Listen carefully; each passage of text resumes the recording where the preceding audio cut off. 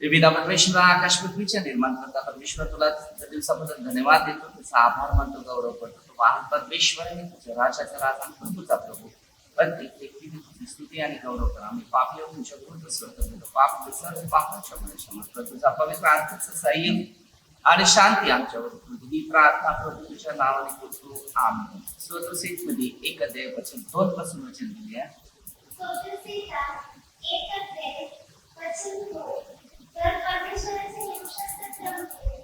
जो परमेश्वराच्या नियमशास्त्रात रमतो, जो परमेश्वराचे रात्र दिवस जो मनन चिंतन करतो तो धन्य. परमेश्वराच्या राज्यामध्ये येणारे हर एक व्यक्तीचे जीवन हे परमेश्वराविषयी रात्र दिवस आपण मनन चिंतन करत राहिलं पाहिजे. ही परमेश्वर आपल्यावर प्रेम करणार आहे आणि परमेश्वर आपल्या प्रत्येकाच्या योजना, मार्ग, शिक्षण, नियम प्रभू करत असते. पण योजना मागे परमेश्वराची स्तुती आपल्याला हमेशा करता आली पाहिजे. तर पुढे काय सांगते, जे झाड आहे जिथून पाणी जाते त्याच ठिकाणी जर झाड लावलेलं असते ते आपल्या हंगामी फळ देत असते. प्रभूचं वचन आपल्या जीवनात आहे. तसंच प्रभू येशू ख्रिस्ताविषयीचं जीवन आपल्याला दिलेलं आहे. योहान 15 अध्याय 1 पासून प्रभू येशू सांगतो, मीच खरा द्राक्ष, माझा बाप माग आहे. माझ्यात फळ न देणारा फाटा काढतो. म्हणजे आपण परमेश्वराचं काम नाही केलं तर एक दिवस दुःख, आपत्ती, निराशा, समस्या येत राहणार. जिथे प्रभूची सुवार्ता आहे, जिथे परमेश्वराचं वचन आहे, जिथे परमेश्वराची कृपा आहे आणि जिथे परमेश्वराचे जे अनुभव तुम्हाला मिळालेले आहेत तिथे परमेश्वराची उपस्थिती दिसणार. आणि मग ते 18-20 मध्ये ते 2 किंवा 3 परमेश्वराच्या नावाने उपस्थिती आहे तिथे परमेश्वर आपल्या बरोबर आहे. मग ते 28 अध्याय 19 ते 20 वचनामध्ये त्याने सांगितले, मी युगाच्या अंतापर्यंत सर्व दिवस तुमच्या बरोबर आहे. की त्याच्या आज्ञाच्या आहेत. या आज्ञा आपल्या प्रत्येकाला एक मार्गदर्शक करते आणि त्या आज्ञाद्वारे परमेश्वर आपल्या जोडीला राहत असते. तर एक झाड पाण्याच्या बाजूला लावून, आता येशू ख्रिस्त खरा झाड आहे, त्याच्या आणि ती नदी आहे. योहान 7 अध्याय 37-38 मध्ये वचन आहे, तुम्ही शास्त्र सांगितल्याप्रमाणे जिवंत पाण्याच्या नद्या वाहतील. या नद्या म्हणजे काय? जो परमेश्वराचा शब्द आणि शब्द आपल्या तोंडी निघते तेव्हा दुसऱ्याच्या जीवनात तो उतरतो, तेव्हा दुसऱ्यांच्या जीवनाचं परिवर्तन होतो आणि ते परिवर्तन इतरांपर्यंत पोहोचवलं जातं. मार्क 16-15 वचनामध्ये सांगितले, तुम्ही जा आणि संपूर्ण सृष्टीला सुवार्तेची घोषणा करा. मध्ये येशूने आपल्या शिष्यांना पाठवलेली शक्ती. 28-19-20 वचनामध्ये, जे शिष्यांना हक्क दिला, हक्क आणि अधिकार दिला, तोच अधिकार आज तुम्हाला मला दिलेला आहे, जगामध्ये जाऊन प्रचार सुवार्ता सांगण्यासाठी. आणि तीच सुवार्ता आम्ही आत्मसात करत आहे तर तुमच्या जीवनाला कुठेतरी शांती. म्हणून जसं पाण्याच्या बाजूला झाड लावलं ते झाड टवटवीत असते, तसंच प्रभूच्या सहवासात आणि सानिध्यात राहत असते तेव्हा त्याच्यातून मनुष्य टवटवीत असतो. आपल्या जीवनामध्ये देवाचं सामर्थ्य कसं आहे, परमेश्वराची उपस्थिती कशी आहे हे आपल्याला बघायचं आहे. पेत्र प्रभूच्या जवळ राहिला तर प्रभूच्या जवळ राहायला पेत्राला किती सामर्थ्य मिळालं. 5-12 पासून घेतलं तर त्याच्यामध्ये आपण बघतो की त्याच्या सावली सुद्धा लोक बरे होते. की प्रभू येशूने केलं ते करायला पेत्राने सुरुवात केली. तर पुढे वचन वाचूया, ज्याची पाने कोमज नाही असा झाडासारखा तो आहे. आता आज तुमच्यामध्ये बरेचसे लोक असे कोमजलेले, मूळच नाही, आपल्या जीवनामध्ये एक अनुभव घेऊ शकतात. 14 किंवा 53 अध्यायामध्ये म्हणते, मूळ मनात म्हणते देव नाही. आज समाजात लोकांची परिस्थिती हीच झालेली आहे. देव नाही म्हणजे देवाची भक्ती आणि प्रार्थनाच केली नाही तर देव कसा येईल. निर्मया 33:3, मला हात मार म्हणजे मी तुला उत्तर देईन, ठाऊक नाही अशा मोठ्या ग्रहण गोष्टी मी तुला म्हणजे परमेश्वराकडे आपलं जीवन खेचलं जात नाही तर आपलं जीवन शैतानाकडे खेचलं जात. पाप, वाईट गोष्टी, विचार यामध्ये एक आकर्षित झालेलं आहे. आणि यामुळे प्रभू येशू ख्रिस्ताची कृपा आपल्यामध्ये उतरत नाही, ना आपल्याला समाधान मिळत, ना आपल्याला शांती मिळत. कारण प्रभू येशू ख्रिस्ताचे मध्ये 6:9 पासून येशू ख्रिस्ताने आपल्या शिष्यांना शिकवलेले प्रार्थनेचं उत्तर आपल्या प्रत्येकाजवळ आहे आणि अनेक लोकांचं ती प्रार्थना घेऊन पाहत आहे आमच्या स्वर्गीय बापाची. ज्या बापातून आम्हाला जो अभिषेक व आशीर्वाद मिळालेला आहे, त्या आशीर्वादाच्या नियमानुसार आम्ही चाललो तर तो आशीर्वाद आपल्याला कधी कमी पडत नाही. तर पाण्याच्या बाजूला जे झाड आहे तसं प्रभूच्या बाजूला आपण आहे, तर आपल्याला काहीच कमी पडणार नाही. सूत्रसेट मध्ये 23:1-6 वचनामध्ये त्यांनी सांगितलेलं आहे, दावीद परमेश्वराच्या जवळ होता आणि परमेश्वराने दावीदाला हक्क आणि अधिकार दिला. परमेश्वराच्या कृपेचं जे मार्ग आहे ते मार्ग आज आपल्याला शिकायचा आहे. आणि परमेश्वरी दावीदाला कृपेचं दान दिल्यानंतर दावीद स्वतः म्हणतो, परमेश्वर माझाच मेंढपाळ आहे, मला काही सुद्धा कोणी कमी पडत नाही. आपल्या जीवनामध्ये जर ख्रिस्त तुमच्या जोडीला आहे तर तुम्हाला काही सुद्धा कमी पडणार नाही. कारण तुम्ही ख्रिस्ताच्या सहवासात आणि ख्रिस्ताच्या सानिध्यात असल्यानंतर हर एक व्यक्तीला काही सुद्धा कमी पडत नाही. तर पुढे वचन सांगते, जो काही ते हाती घेतो ते सिद्धीत जाते. कारण देव जर आपल्या जोडीला आहे ना, आपण देवाच्या जोडीला जर आपण आहे आणि कोणतंही काम केलं, कार्य केलं, ते खरोखर यशस्वी होते. आज आपण बरेच कामं करतात पण आपल्यामध्ये पूर्ण यश नाही, कारण प्रभू आपल्या जोडीला नाही. प्रभू आपल्या जोडीला जर आहे तर प्रभू आपल्याला त्याच्या कामाचा अनुभव देत असते. कारण बघा, ते काम हातात घेतलं तर तो सिद्धेच नेणार. आता योहान 5:17 वचनामध्ये सांगितले, येशू प्रभू काय सिद्धे, माझा पिता आजपर्यंत काम करत आहे आणि मी पण. योहान 15:4-7 मध्ये प्रभू येशू असं सांगतो, माझ्यापासून तुम्ही वेगळे असल्यास तुम्हाला काहीच करता येणार नाही. आज आपण कितीतरी लोक आहेत येशू पासून वेगळे झालेले आहेत, पण येशू प्रभू जवळ नाही. म्हणून लोकांना प्रभूची जाणीव नाही आणि प्रभूच्या उपस्थितीची ओळख नाही. तर दुर्जन असे नाही, काय सांगते, ते दुर्जन असे असतात, वाऱ्याने जसे उडून जातात, ते भुसा उडतो तशा प्रकारे दुर्जन जातात. आता तुम्ही विचार करा, प्रत्येक माणसाला खरी कृपेचं दान आणि वचनाचं दान हे मिळवणं गरजेचं आहे. जर आपल्यामध्ये ख्रिस्ताची कृपा नाही तत्पर्यंत ख्रिस्ताचा आशीर्वाद आपल्या जीवनात येणार नाही. दुर्जन न्यायाच्या समयी टिकणार नाही. मत्ती 12:36 प्रत्येक शब्दाचा न्याय होणार आहे. आपले प्रत्येकाला परमेश्वर सांभाळणार नाही.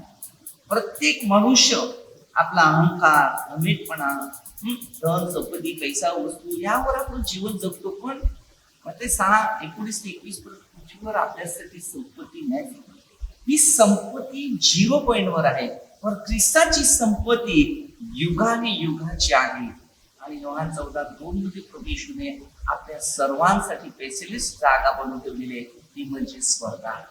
आपला आत्मा, शरीर नेहमी स्वर्गात ठेवा. मनात जर कबूल केलेले आणि आपण स्वतःचे 32:5 मध्ये पाप कबूल केलाय, स्वतःचे 31:5 मध्ये सांगितलेलं आहे, आपला आत्मा रोज परमेश्वराच्या समर्पण केलेला आहे, तर परमेश्वर आपल्या आत्म्याने सार्वत्रिक जीवनामध्ये आपल्याला राज्य देणार.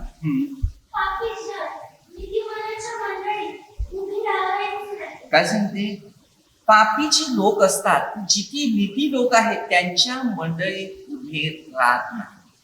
आज पापाची संगत पापामध्येच आहे. 1:1-2 वचनामध्ये तेच दिलेलं आहे की दुर्जनाच्या बैठकात बसत नाही तो दल.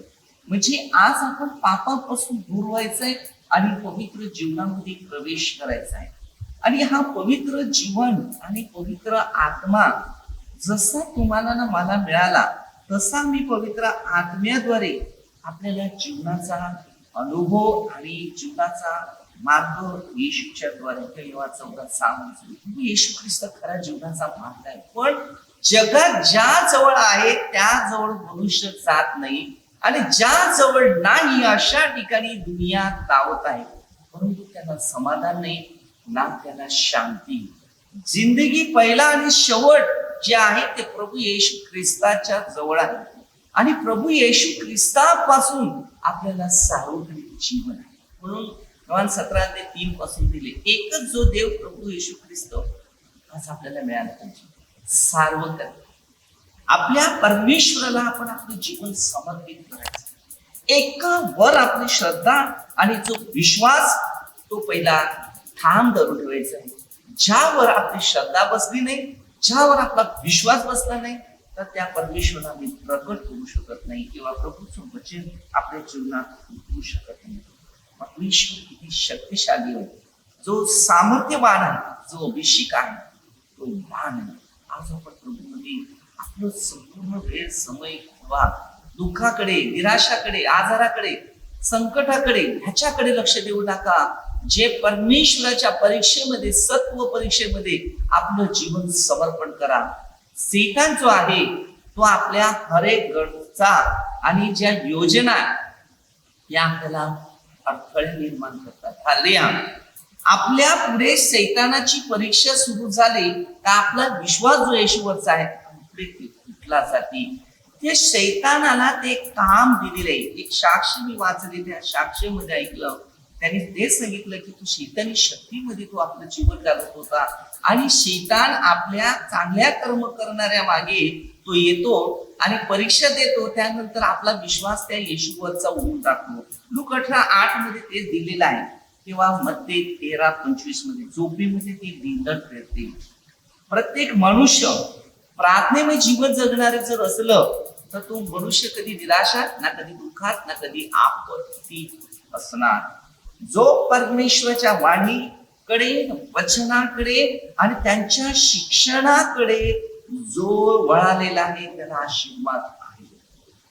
आपण हर एक व्यक्ती, प्रत्येक मनुष्य आपल्या समस्या घेऊन आपल्या समस्या हर एक व्यक्तीच्या जीवनामध्ये असतात.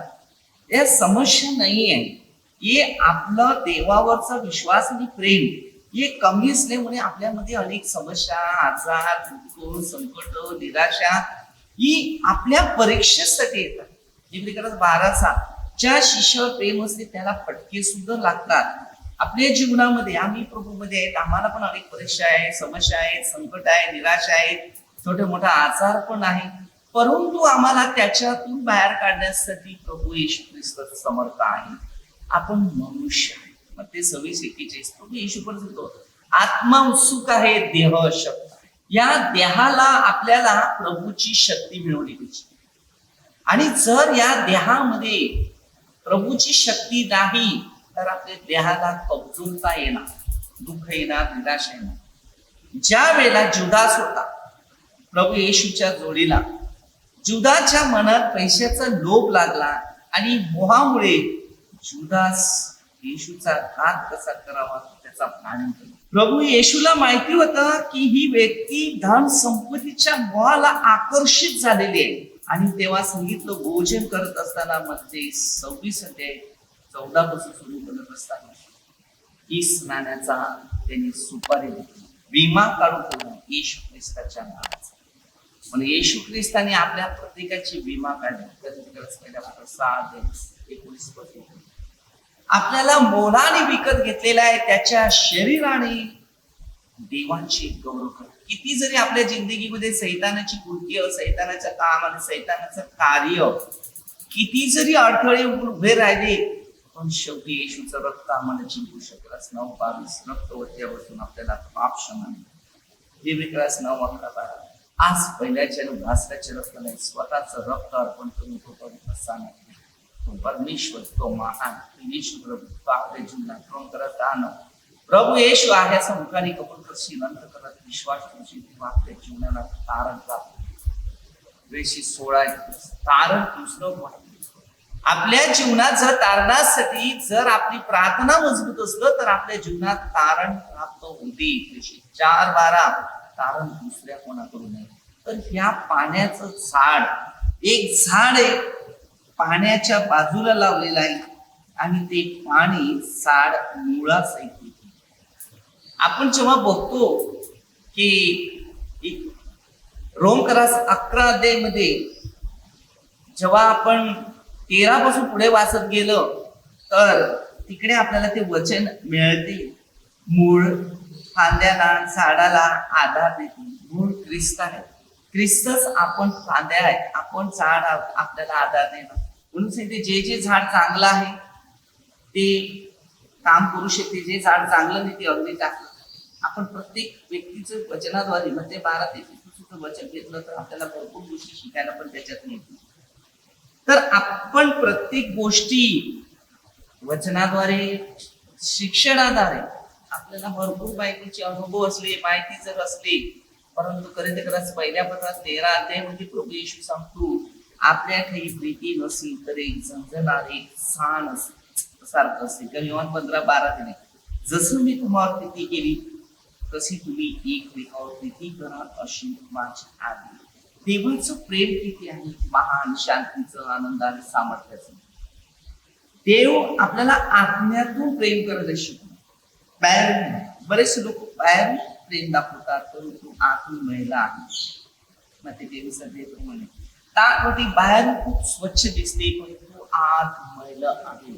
माणसाचं मध्ये 5:8 माणसाचं जीवन प्रभू येशू ख्रिस्त आतून ओळखतो. मग ते 9 अध्याय किंवा 2 अध्यायामध्ये जेव्हा आपण बघतो शास्त्रीय पुरुष लोक येते त्यांनी काय बघितलं, त्यांच्या अंतःकरणातल्या गोष्टी बघून त्यांनी त्याला ओळखलं. आपल्या जीवनामध्ये प्रभूला ओळखताना आणि प्रभू आपली ओळख करताना परमेश्वर आपल्याला आतून ओळखतो. पाप आतमध्ये असतो, पाप शरीराच्या बाहेर दिसत नाही. म्हणून मध्ये 12:36 प्रत्येक शब्दाचा हिसाब घेतो. मध्ये 5:8 अंतःकरण शुद्ध ते धन्य, ज्याचे मन स्वच्छ आहे ते धन्य. आपल्या जीवनामध्ये ते सूत्र 28:13 जो पाप लपून ठेवतो त्याचा बरं होत, तर कबूल करून सोडून देतो त्याचं चांगलं होते. परमेश्वर आपल्याला त्याच गोष्टीकडे आपल्याला लक्ष पुरवण्यासाठी जो तसे 32 मनात जर तुम्ही कबूल केलं म्हणजे मनातून परमेश्वर तुम्हाला आमंत्रण करतो. आपण बाहेरून आमंत्रण आहे परंतु आतून आमंत्रण परमेश्वराशी एक झालं पाहिजे आणि परमेश्वराच्या आत्म्याबरोबर आपल्याला राहायचं आहे. म्हणून योहान 15:7 ते सांगते तू माझ्यात राहा, माझ्यापासून वेगळा असल्यास काही आपण कार्य केलं पाहिजे, सुवार्ता सांगितली पाहिजे. देवाचं वचन आपल्याला इतरांपर्यंत पोहोचवता आलंच पाहिजे.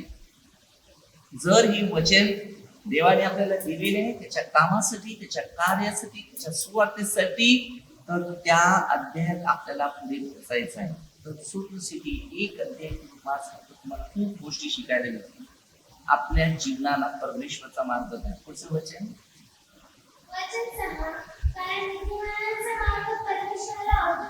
बघा, नीतिमानाचा मार्ग परमेश्वराला अवगत असतो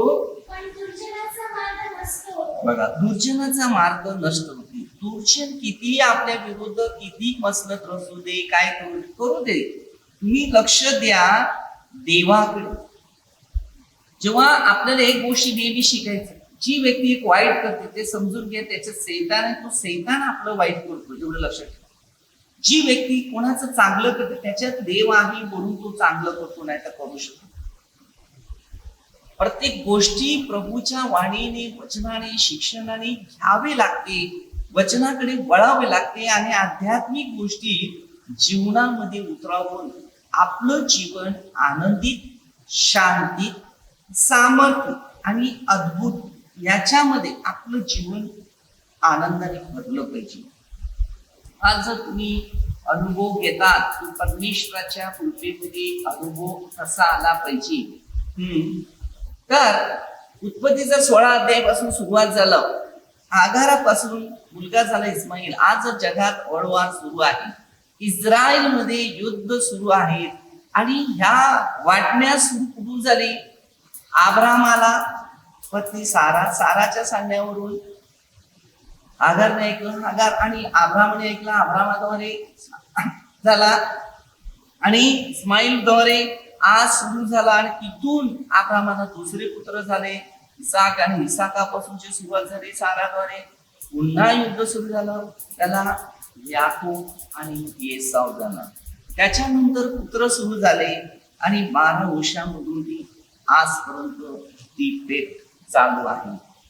इस्रायल आणि मिसर या योसेफापासूनची सुरुवात झालेला युद्ध, जे योसेफाने प्रेम देऊन आपल्या भावावर प्रेम केलं, 20 रुपयाला विकून सुद्धा, जसं येशू ख्रिस्ताला 30 नाण्याला विकलं तसं भावाने आपल्या भावाला विकलं आणि त्याला मारलं असं समजून बापाची समजून घातली. पण नापासून दगड कोळशीला ठरला. मग ते म्हणजे आपण याच्यामध्ये बघतो सुप्रसिद्धी 118-22 वचनामध्ये नापासून दगड कोळशीला ठरला. आणि हे जे कार्य त्यांनी चांगलं केलं, परंतु माणसामध्ये युद्ध, नफरत, त्यांच्या मुलांपासून ते ओशाई सुरू झाले, ते राज्य तयार झाले. आज वर्ल्ड वॉर सुरू होण्याची शक्यता सुरू झालेली आहे.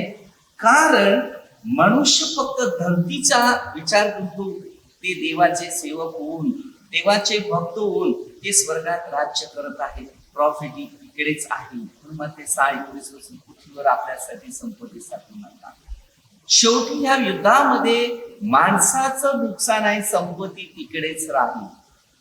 म्हणून मध्ये आपण बघतो 16-26 वचनामध्ये दिलेलं आहे, जगात सर्व कमवला, आत्मा कमवला तर का फायदा. मनुष्य आत्म्याकडे जात नाही. धन, संपत्ती, प्रॉफिट ते काय कामाचं? आत्मा कामाचा आहे. हे शरीर काय कामाचं आहे? मातीच आहे. प्रत्येक मनुष्य बघतो मला मान, सन्मान, नाव, किंमत कशी? किंमत प्रीतीने, दयेने आणि शांतीने. योहानमध्ये 15-12 प्रभू येशू किंमत कशी देत होता? जसं मी तुम्हाला प्रीती केली तशी तुम्ही एकमेकावर प्रीती करा. आज प्रभू येशू ख्रिस्त 30 नाण्याला विक्रीतीद्वारे या पृथ्वीवर स्वतःचा जीवन अर्पण करून त्यांनी पापावर विजय मिळवला आणि लोकांना सैतानाच्या हातातून धाडला. प्रभू येशू ख्रिस्त धर्म परिवर्तन होता, तर कर्म परिवर्तन करण्यासाठी आलेला. मग ते 3:11 पासून वचन दिलेलं. योहान सांगतो, मी तर पश्चातापासाठी पाण्याने तुमचा बप्तिस्मा करील, परंतु जो माझ्या मागून येईल तो पवित्र आत्म्याने तुमचा बप्तिस्मा करेल. जेव्हा प्रेषित 2 अध्यायामध्ये आपली जन्मभाषा बोलू लागली, उत्पत्ती 11 अध्यायामध्ये माणसाचा स्वार्थ निर्माण झालेला, बुरुज बांधून. आज तो स्वार्थ आहे. जे लोहाच्या काळामध्ये जलप्रिय आलेलं होतं, आज मध्ये 24 अध्याय वाचलं तर तुम्हाला माहिती की शेवट ते सुरू आहे. आणि हे अचानक सगळ्या घटना आल्या ना. समाजात तेच लोक आहेत, खात पीत होती, मजा करती, सगळं काय चाललेलं आहे. आणि हा इतिहास आजच्या काळामध्ये प्रत्यक्ष सुरू आहे. तर लढाया होती. इस्रायल मधलं अंगण परस्ते लोक तोडत. आज सत्याच्या गोष्टी आहे, पण परमेश्वर तो राजाचा राजा आणि प्रभूचा प्रभू. याच्यावर पुढे युद्ध करणार नाही, तो स्वतः युद्ध करेल. त्याच्याकडे एक आत्मा आहे. तेव्हा 10:17 श्वास घेणं आणि सोडणं. जर श्वास बंद केली तर युद्ध सगळं बंद होईल. आज तुम्हाला माहिती आहे की प्रकटीकरण 12 सैतान आपला काळ थोडा आहे, तो तुम्हाकडे आहे. आणि आज बऱ्याच लोकांचा काळ असा आहे. त्यानंतर प्रकटीकरण 13 अध्याय देवाचे लोक आहेत त्याच्या विरुद्ध निंदा करण्याची त्यांना मुभा दिलेली आहे. आज तोंड बंद सुरू आहे. आत्मा बंद करण्याचं, श्वासेशन बंद करण्याचं हे मोठ्या सैतानाचा प्राणी म्हणून लोकांवर आढळलेला आहे. जो पवित्र शास्त्र वाचतो तो वाचेल, आणि जो पवित्र शास्त्र वाचलं नाही तो आपला आत्मा गमावेल. कारण योहान 10:17-18 आणि उत्पत्ती 2:7 मनुष्य निर्माण केला, त्याच्या नाकापुड्यामध्ये श्वास टाकला, तेव्हा मनुष्य जीवधारी. आता जीव देणारा, जीव घेणारा प्रभू परमेश्वर पिता तोच आहे. प्रभू येशू मानव अवतार म्हणून पृथ्वीवर आला. पहिला आत्म्याच्या अवताराने आलेला होता. म्हणजे आत्मा हा देव आहे. आत्मा हा श्वासेशन आपल्या प्रत्येकानं हा देव आहे. पण उत्पत्ती 2:7 मध्ये आपण तोच बघितलं, पण ते समज आले नाही. म्हणून त्या उत्पत्ती जेव्हा 1 अध्याय 2 पासून सुरुवात केली, पृथ्वीच्या जलावर तो आत्मा तळपत राहिलेला होता. पहिलं काय बनू? सृष्टी बनू का पहिला मनुष्य बनू? आणि परमेश्वराने त्या आत्म्याद्वारे सर्व काय बनवले. आत्मे 2 प्रकारे आहेत. आत्मा पवित्र आहे आणि आत्मा एक दुष्ट आहे. दुष्ट आत्मा माणसाच्या मनात दुष्ट कल्पना, दुष्ट विचार करते आणि शरीरात तो प्रवास करतो आणि आपल्याला ते वाईट कर्माकडे नेण्याची इच्छा पुऱ्या करतो. पण परमेश्वर चांगलं कर्म करण्याची तो आपल्याला इच्छा देतो आणि त्याच्यातून आपल्याला मार्ग. बरेचशी उदाहरणं बायबलमध्ये आहेत. तर आपल्याला शिकायचं आहे. प्रत्येक मनुष्य आपल्याला वचनात, शिक्षणात, मार्गात नेऊ शकत नाही. पण ख्रिस्ताचे सुवार्तिक आणि ख्रिस्ताचे लोक जे आहेत, हे सत्य मार्गानुसार चालणारे, नक्कीच तुम्हाला ख्रिस्ताच्या सानिध्यात नेण्याची कृपा येत नाही. म्हणून नेहमी आपला आत्मा आणि शरीर परमेश्वराच्या हातात द्यायचा. एक ना एक दिवस आपल्याला देवाच्या घरी जायचं आहे आणि घरी जात असताना देवच आपल्याला स्वर्गीय दूताद्वारे आपल्याला नेण्याची तयारी असते. कारण योहान 10:17 सांगितले, श्वास घेणं आणि देणं हे माझ्या. परमेश्वराने आपल्यासाठी सगळं तयार केलेलं आहे. फक्त आपणच परमेश्वरासाठी तयार नाही. फक्त पाप कबूल करायचं. लोकमध्ये 23:41 वचनापासून एका चोराने आपलं पृथ्वीत राहण्याचा विचार केला, पण दुसऱ्या चोराने तुम्ही जाल तेव्हा माझी आठवण करा, आज तुम्ही सुख लोकांमध्ये स्वर्गात आपल्या प्रत्येकासाठी जागा केलेल्या आहे. नेहमी पश्चाताप करा, पाप कबूल करा. झालं, चुका झालेत, आम्ही पण चुकतो, तुम्ही पण चुकलं. नीती 16 धार्मिक मनुष्य दिवसातून 7दा पापात होतो. पाप सोडण्याचं काम करायचं. आज जर ते पाप सोडतात, नीतीसूत्र 28:13 परत आले तर आपण वाचणार. उधळा पुत्र बघा, लूक 15:11 बापाचं धन घेऊन गेला, त्याला समज आली काय चूक आणि काय चांगलं. त्यांनी बाबा तुझ्या विरुद्ध, स्वर्गाविरुद्ध मी पाप केले. आला बापाचं धन. पृथ्वीच्या बापाने तर एवढी दया केली, ती स्वर्गीय बाप आपल्याला एवढी दया केली. स्वर्गीय बापकडे वळा, तोच बाप स्वर्गात. हे शरीर गजा क्षणिक आहे, हे कधी तृप्त होत नाही. आता जेवले तर संध्याकाळी जेवायची इच्छा राहणार, दुपारी जेवलं तर संध्याकाळी जेवण येणार. पोट आहे, उपाशी, भुके आणि कसं होते तसंच एक आध्यात्मिक जीवनामध्ये आपला धन संपत्ती, बायबलचा नियम आहे मत्ती 6:19-21 पृथ्वीवर आपल्यासाठी संपत्ती साठवून. गरीब आणि गरजवंत लोकांसाठी आपला कोठा बँक बॅलन्स पेक्षा तिकडे टाकतात. कारण बघा, सूत्रशील 15:4 जर वचन वाचलं तर तुम्हाला कळेल. एजिकेल मध्ये 18:13 दिलं तर तुम्हाला कळेल की बँक मध्ये व्याज घेणं जास्त आहे का स्वर्गाचं व्याज घेणं जास्त आहे. एक तुम्हाला अनुभव येईल. बायबल मध्ये स्पष्ट मला की 3 आपण 6 वचन वाचलं तर चालेल. त्याच्यानंतर तुम्हाला मत्ती 25:32 46 पुढे कोणासाठी काय करावं. त्यानंतर करिंथीकर 2 पत्रात 9:6 पुढे वाचा. परमेश्वर तुम्हाला स्वर्गात संपत्ती देईल. आपल्याला खरं आहे मत्ती 6:19-21 आपल्याला समजून घ्यायचंय की पृथ्वीवर ना संपत्ती तर स्वर्गात संपत्ती. पेत्राने मत्ती 4:19-20 वचन आपलं सगळा धंदा टाकला. लूक 5:मध्ये बघा धंदा टाकला. त्याच्यानंतर त्यांनी बघितलं की 16:18 त्यांनी सगळं सोडलं. त्याला स्वर्गाच्या राज्याच्या किल्ल्यामध्ये. आज तुम्ही मी स्वर्ग राज्यासाठी झटा. मग ते 7:31 पहिलं राज्य महत्व मिळण्यासाठी झटा. मग ते 7:33 वचनामध्ये हेच आहे की प्रभूंचं मार्ग आपल्याला स्वर्गाकडे गरजेचं आहे. तर विशेष आपण प्रार्थना करूया. सर्व मंत्रोगांगर सर्व परिस्थिती तुझा आशीर्वाद तुझ्या वचनानुसार चालणाऱ्या प्रत्येकाला आशीर्वादित ठेव. जे आजारी, दुःखी, निराशा, समस्यात आहे देवापासून दुरावले अशा लोकांना प्रभू तुझं राज्य आणि तुझं वैभव दे. आणि तू आम्हाला प्रभू पिता परमेश्वर तू आमच्यासाठी स्वर्गात जागा घे. आमच्या केलेल्या सर्व पापांची आम्हाला क्षमा करणे, शैतानाच्या आज्ञेपासून आम्हाला सुटका दे. ही प्रार्थना प्रभू येशूच्या नावाने करतो. आमेन. हालेलुया.